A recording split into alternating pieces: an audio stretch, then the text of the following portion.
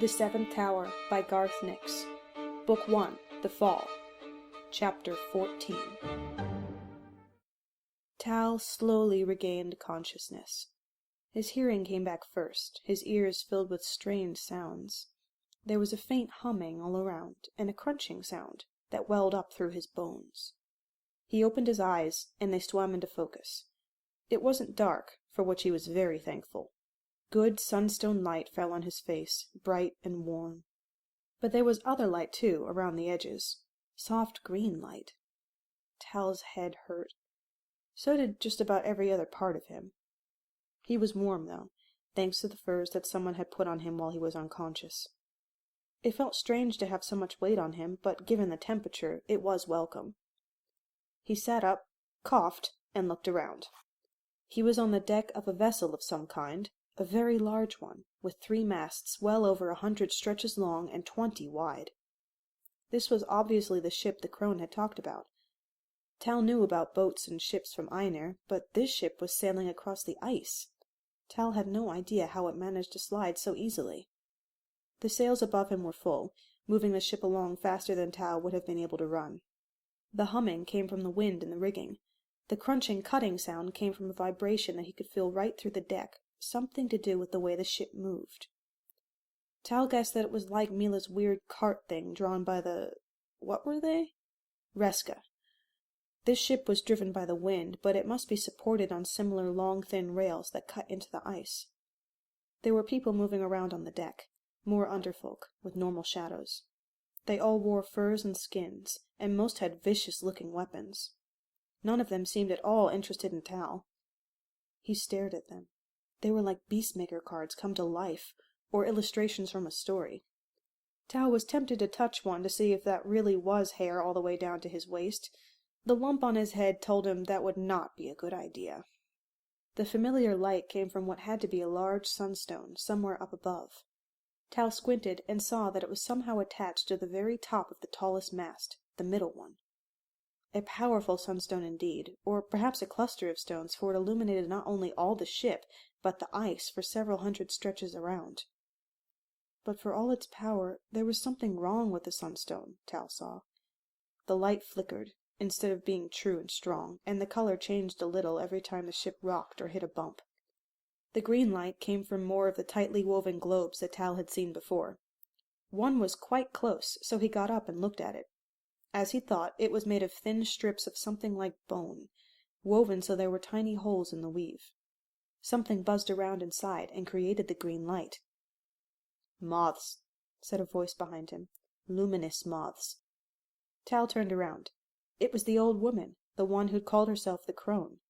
She was holding a pottery urn. Tal's eyes were instantly drawn to it, and he felt a wave of dizziness.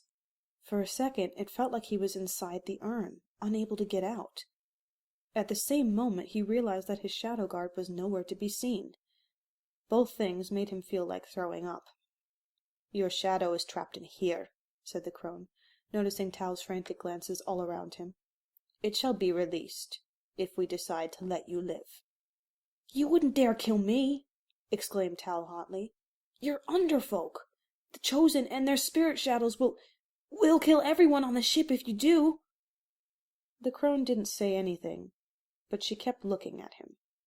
Her eyes were luminous, Tal realized, bright with some internal light that was not reflected. He felt them boring into him, as if the crone could read his mind. After a minute, Tal looked away and said, "I suppose they wouldn't, actually. They don't even know where I am. None of us ever leave the castle anyway." "But you have," said the crone. "Tell me of this castle, and why you have come here, to the hunting grounds of the far raiders." Tal wiped his nose with his sleeve. He was still having difficulty coping with the fact that these people, who he hoped were underfolk, could decide whether he lived or died. But there didn't seem to be any choice. "Here," said the crone. She set the urn down close to Tal, and pulled a small wooden bottle out of her furs. Tal took it suspiciously, but drank. As the liquid went down his throat, he felt it spread warmth. Slowly, occasionally sipping from the bottle, Tal began to talk. The crone interrupted him from time to time, asking questions, but mostly she just let him talk. Tal was surprised to find himself saying so much. He even told the crone about his father's disappearance, and his mother being sick, and how worried he was about what might have happened to Gref, which was probably his fault, too. By the time he finished, a whole crowd of ice carls was listening. Most of them were pretending to be doing something else, like coiling rope or looking overboard. Some just stood, or sat, and listened. They did not seem hostile. Except for Mila, who Tao realized had been above him, up the mast, all along, listening and watching, ready to drop on him if he attacked the crone.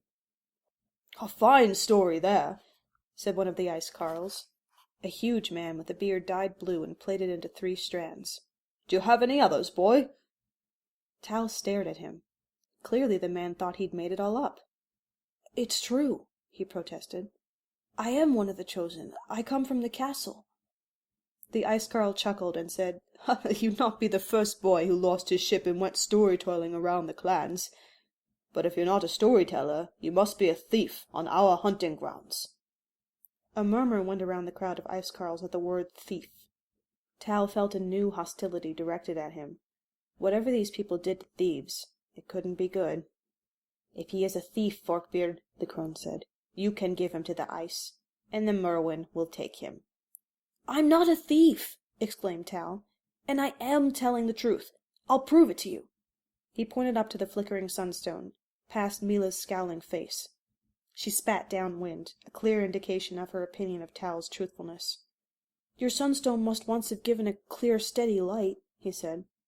"Now it flickers and changes color." "Any fool knows that," said Forkbeard. He looked angry now, and was stroking his axe. "Any fool who's seen a sunstone, though there's few enough around the clans. Give him to the ice, I say." "But I can fix that," stammered Tal. "It just needs tuning." "Good," said the crone. "I was hoping you would say that. If you can mend our sunstone, we will spare your life." "If he can't mend it, can I fight him?" asked Mila. She dropped down from the mast, landing lightly on her feet. Tal instinctively moved back, closer to the urn with his shadow guard in it. "No," said the crone, her voice stern. "If he fails, he goes to the ice and the merwin."